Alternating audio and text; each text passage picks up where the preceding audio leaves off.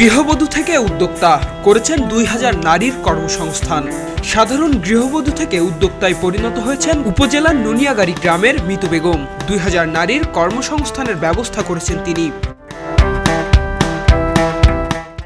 সুই সুতার জাদুতে কাপড়ের ডিজাইন করে স্বাবলম্বী হচ্ছেন নারীরা। স্কুল ছাত্রী থেকে শুরু করে গৃহবধূ পর্যন্ত সব ধরনের নারীরা এখানে কাজ করছেন। প্রত্যেক নারী মিতু বেগমের এই হস্তশিল্পের কারখানায় কাজ করে মাসে আয় করছেন 8 থেকে 12,000 টাকা।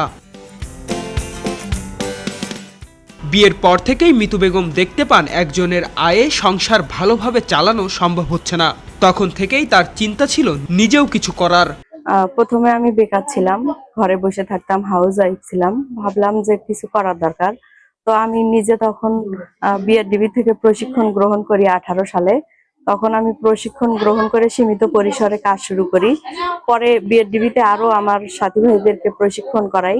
তাদেরকে নিয়ে আমি ছোট পরিসরে আমার বাসাতেই কাজ শুরু করি। পরে আস্তে আস্তে আমার মার্কেট লিঙ্কেজ আড়ং এর সঙ্গে হয়। এ সময় আড়ং সহ আরো কিছু প্রতিষ্ঠানের বড় বড় অর্ডার আসতে থাকে। এরপর থেকেই আর পিছু ফিরে তাকাতে হয়নি তাকে। কাজের গুণগত মান দিয়েই জয় করেছেন ক্রেতাদের হৃদয়। কোনো মাসে দেখা যাচ্ছে 2000 পিস হচ্ছে, কোনো মাসে আবার 3000 পিস। মানে চাহিদার উপরে নির্ভর করে, যখন যেভাবে চাহিদা হয় ওইভাবে আমরা কাজ ডেলিভারি দিয়ে থাকি। আর এই কাজগুলো করার ফলে দেখা যাচ্ছে যে আগে যেরকম আমাদের আর্থিক সমস্যা ছিল, এখন আর্থিক সমস্যা নাই, সচ্ছলতা ফিরে আসছে আমার এবং আমার সঙ্গে যারা কাজ করে তাদের সবার পরিবারেই সচ্ছলতা ফিরে আসছে। বর্তমানে মাসে প্রায় 50,000 পিস কাপড়ে সুই সুতার ডিজাইন করে বিক্রি করছেন মিতু বেগম ও তার 2000 নারী কর্মীর এই বাহিনী। আমার এখানে কাজ যখন আসে তখন সবাই এসে এখান থেকে কাজ বুঝে দেয়, ওরা নিয়ে বাড়ি বাড়ি নিয়ে কাজ করে এবং সেটা ওদের রান্না বান্না বা বাচ্চা সামলে তার ফাঁকে যে সময়টা পায় সেই সময়টাতে ওরা কাজ করে এবং রাতেও করে অনেকেই। আর এখানে যারা করে তারা পার্ট টাইম সকাল 9টা থেকে 4টা পর্যন্ত এরকম করে। এখানে কাজ করতে আসা রুমি আক্তার বলেন, এই আয় দিয়েই নিজের লেখাপড়ার খরচ চালিয়ে পরিবারকে সহযোগিতা করি। লেখাপড়ার কোনো অসুবিধাও হয় না। প্রায় 6 বছর ধরে এখানে কাজ করছি। আমি আপার সাথে যোগাযোগ করে নকশিকাঁথার কাজ করি। এখানে বেডশিট থেকে শুরু করে বালিশের কাভার থেকে শুরু করে জামা যত পদের কাজ এখান থেকে আমি নকশিকাঁথার কাজ করার পরে এখান থেকে আমি অনেক টাকা পাই এবং অনেক কাজ করে আমি সাশ্রয়ও পাই।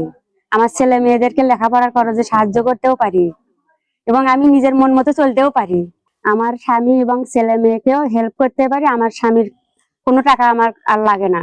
সেলাই প্রথমে যখন শিখছি তখন একদম হাতে কলমে শেখাইছে, একদম কাঁথা স্টিচ, চেইন ফোর, শাটিন ভরাট, তারপর গিট ভরাট, ডাল ফোর, তারপর হচ্ছে বকেয়া সেলাই, ক্রস, এরপর আর কি বুট সেলাই, তারপর অ্যাপ্লিক মানে কাপড় লাগানো, সুতার পাশাপাশি কাপড় লাগানো। এর পরিবর্তে আপনার ক্রুশের বিভিন্ন কাজ, যেমন হচ্ছে ক্রুশের হচ্ছে সোফার কুশন কভার, তারপর হচ্ছে জানালার হচ্ছে মানে কাপড়ে জয়েন দেওয়া ক্রুশ দিয়ে, ওড়নার লেজ, বিভিন্ন হচ্ছে কুশি কাটার গলা, কুশি কাটার বিভিন্ন মানে কি বলে শোপিস গুলা, এগুলাই আর কি করে। সরকারের কাছে মিতু বেগমের দাবি, নারীদের আত্মনির্ভর করতে সরকারিভাবে গাইবান্ধায় নারীদের সেলাই প্রশিক্ষণের ব্যবস্থা করা। এখন যেরকম আমার এখানে 2000 মহিলা কাজ করছে, তো আমরা যদি আরো উন্নত প্রশিক্ষণ পাই সরকারি যে কোনো প্রতিষ্ঠানে বা বিআরডিবির মাধ্যমে, তাহলে আমাদের প্রশিক্ষণ প্রাপ্ত নারীদেরকে আমি আরো কাজ দিতে পারবো এবং তারা সবাই আমার মাধ্যমে কাজ করে স্বাবলম্বী হবে। খবরের কাগজ, নিখাদ, নির্ভীক, নিরপেক্ষ।